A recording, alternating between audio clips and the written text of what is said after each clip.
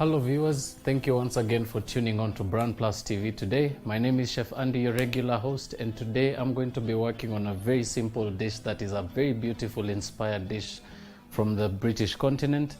We are going to be working on a very simple bangers and mash, but before I get to that point, I'll begin by introducing the ingredients to give you an understanding of what to expect. So from the very front, you're going to need some German sausages, about 3 pieces. You're also going to require some paprika powder, some red wine vinegar, about a tablespoon of some unsalted butter, and about a tablespoon and a half of some regular sugar. You're also going to require some salt, some finely chopped carrot, and some cubed potatoes already rinsed and chopped up. You're also going to require some oil to cook with, some black peppercorns to crush, some onions which you're going to be caramelizing. You're also going to require some milk to make your mash with, and some water to boil your potatoes in. We're going to take a short break now, allowing you to just refresh yourselves and grab your pens and papers if you're taking notes, and we'll catch you after the very short break.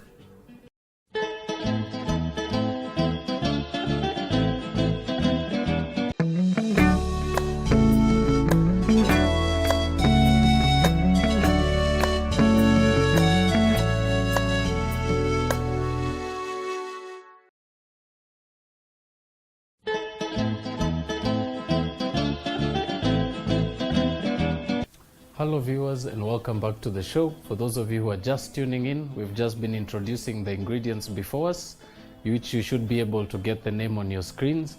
And we're going to start this very simple process by cooking our sausages first. So very simple technique I like to use. Proceed to add about a tablespoon of oil to your pan, and proceed to add your sausages into a pan. Remember, we're going to start this off cold, allowing for the sausages to get a nice, beautiful, even color, and for them to also heat through very consistently. Now, once your sausages are in, we're also going to place our potatoes in some water. So I'm just going to get the pot going on the side. And now all you need to do for your potatoes, proceed to add your potatoes with the liquid into your pot. Proceed to add some more water, making sure to cover just the surface of the potatoes, or just until the water touches the highest point of your potatoes. And we're going to allow those to continue simmering on the side. But very important to remember, always season your potatoes. So add about half a teaspoon of some salt and allow that to come to the boil. And while that proceeds, we're going to come back and bring our attention to the sausages. Now for this particular step, very important that you continuously proceed to turn your sausages as they cook. Remember, that always allows for your sausages to get a nice even cooking generally.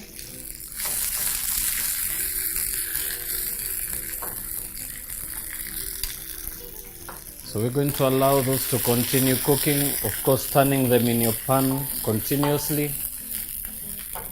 And this, for some of you that may not actually be aware of the sausages we're using German sausages. Remember, these are an imported variety, so they actually may cost you a little more than the regular sausages that we have in the country. But I do recommend, if you can get your chance on a packet just to try out at home for you and your family. It's a very beautiful sausage, and once you get to see the last and final process of the dish, you may actually be tempted to try them yourselves. Now, another thing also to mention with working with sausages, I particularly like to start them on a cold pan. Remember, this allows for the heat to just proceed to warm your sausages up nice and gently, and also allows for you to get a nice beautiful temperature of your sausage. And of course, it always allows for you to also get a nice beautiful color as they continue to cook. We're just going to allow that to proceed to cook. Now, something also to mention with the mash that I'm going to be making today, I'm going to be making a mash that I actually stole from a very beautiful French recipe. We're going to be incorporating our mash with some carrots, which you'll be able to see shortly. Now, particularly for the carrots, remember, these are going to be cooking almost as similar in time to the potatoes. So you can also proceed to add your carrots to your potatoes at this stage. And as I mentioned, proceed to allow your pot to come to the heat. And of course, bringing your attention back to the sausages, proceed to continue turning them as they proceed to brown.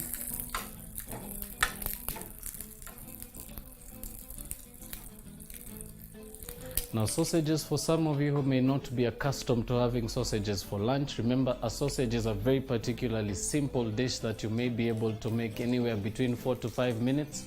Second of all, it's quite nutritious. Remember, it's a very good source of protein, and it also gives you a nice lift from that heavy lunch that most of us may be tempted to have. So sausages are actually a very particular beautiful dish, especially done really well.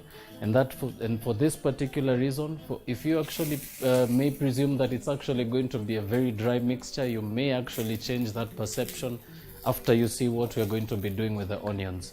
So we're going to be throwing those into the same pan, so you may want to remember to save your pan for the same process for cooking your onions.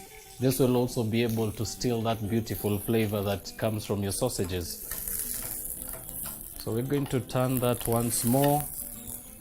And now that your sausages are almost done, we're going to proceed to grab a plate.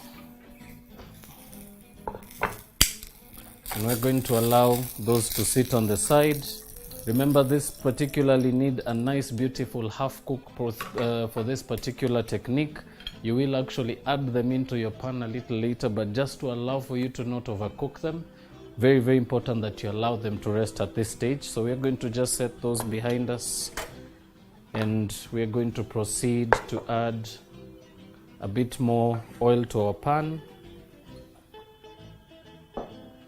Proceed also to add a small dash of your paprika powder, your vinegar, and your sugar.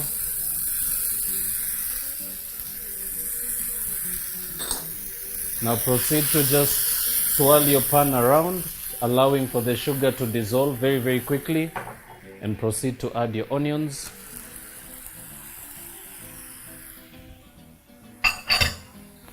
Now here you're going to proceed to cook these until they're very soft and caramelized.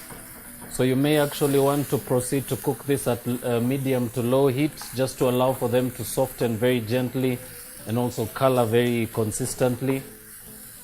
But very important, give it a toss, making sure that your liquid touches all of your mixture and that your onions are fully coated in the sugar and vinegar mixture.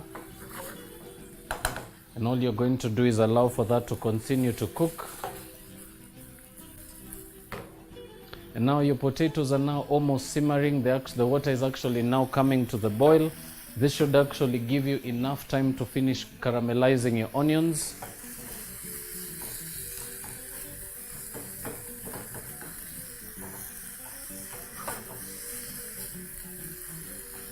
And this is particularly beautifully achieved when you cut your onions halfway, or rather cut them into half and proceed to cut them into some nice even strips.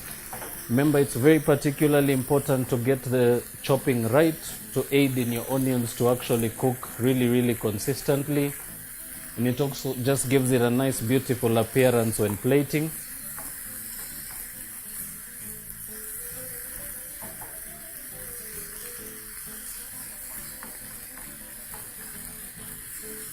Proceed to mix through. And right as you fry, remember your onions are also going to ooze out a bit of liquid, so don't be worried at this stage. Proceed to cook your onions as you were in the beginning. Of course, giving a toss continuously, aiding for nice, beautiful, even coloring. To that, we're going to add some freshly ground black peppercorns. Remember, that gives it a nice, beautiful kick of heat.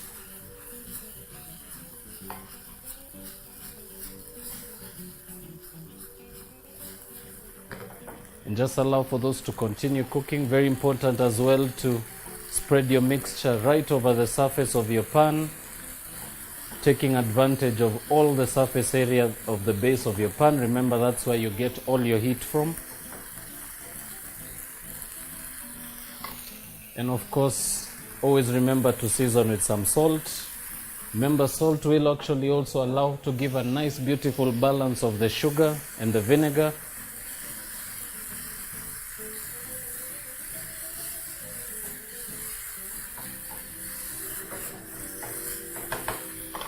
Now proceed to just toss those continuously. At this stage, anywhere between 5 to 6 minutes of cooking, you should actually begin to really see the beautiful caramel appearance on the sides of your pan. Just always proceed to just move your onions around, making sure to touch the sides of your pan, and continue to mix. And now just to give a quick look at our potatoes, just going to use a spaghetti spoon for that. Just check those by hand. Those should be about anywhere between 7 to 8 minutes away. But we are going to take a very short break now, allowing that to continue simmering until it's done. I will of course not allow you to miss out on the very simple process of turning that beautiful dish into a mash. But we will continue to cook until done. And while we take that short break, allowing you to freshen up, we will come back very briefly and show you the last and final step of finishing this very simple dish and give you some serving suggestions. So don't touch that dial. We'll be right back.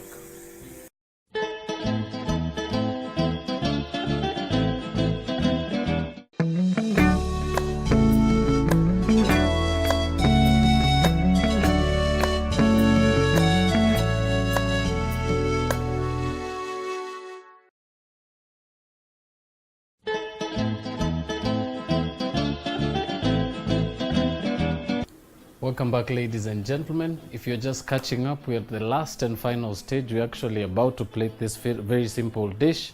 But before we get there, we're going to finish off our mash. So remember, this was boiling and it's now completely done. We just drained the water and now we're going to finish off the dish by turning it into a very creamy mash. So very importantly, begin by adding some milk and proceed to add your butter. And also add a small pinch of salt for seasoning. Now allow this to come to the heat on the pan, allow to simmer very, very shortly, and proceed to begin to mash. Remember, allowing this to, or rather mashing this over the heat allows for you to really break your potatoes a little faster, melt your butter a little faster as well.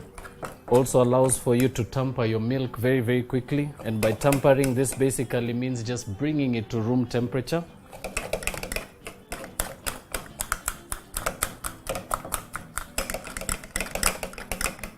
Now on very low heat,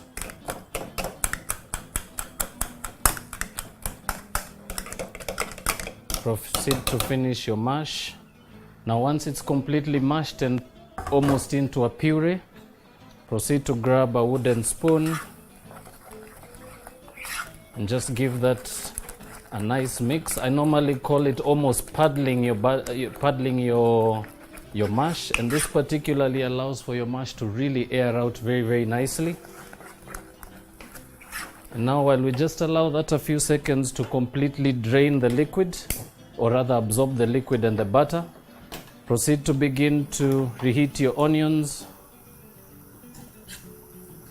Remember this, we actually turned the heat off completely to allow for them to just absorb the flavors on the pan.